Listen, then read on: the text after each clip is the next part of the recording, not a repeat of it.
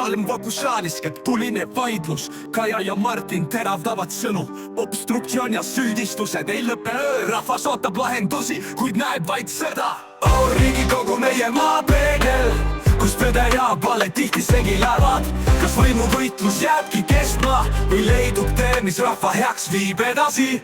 Riigikogu meie maapeegel, kus tõde ja vale tihti segi lähevad. Kas võimuvõitlus jääbki kestma või leidub tee, mis rahva heaks viib edasi? Salmpako skandaal toob varjud päevavalgele, küsimused eetika ja moraali üleval. Jüri juhatab istungit, kuid kord kaob käest. Kas vastutus on vaid sõnakõlks või tõeline tegu?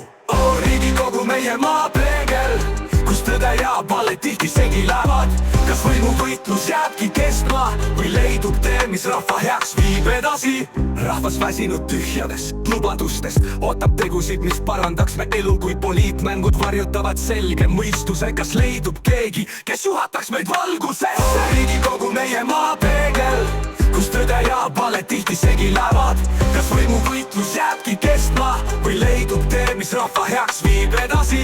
See laul peegeldab Riigikogu hiljutisi sündmusi ja arutelusid, tuues esile ka mõningaid nimesid, mis on kajastatud nii Postimehes kui ka Delfis. Riigikogu meie maapeegel, kus tõde ja vale tihti segi lähevad. Kas võimuvõitlus jääbki kestma või leidub tee, mis rahva heaks viib edasi? Marko skandaal toob varjud päevavalgele, küsimused eetika ja moraali üleval.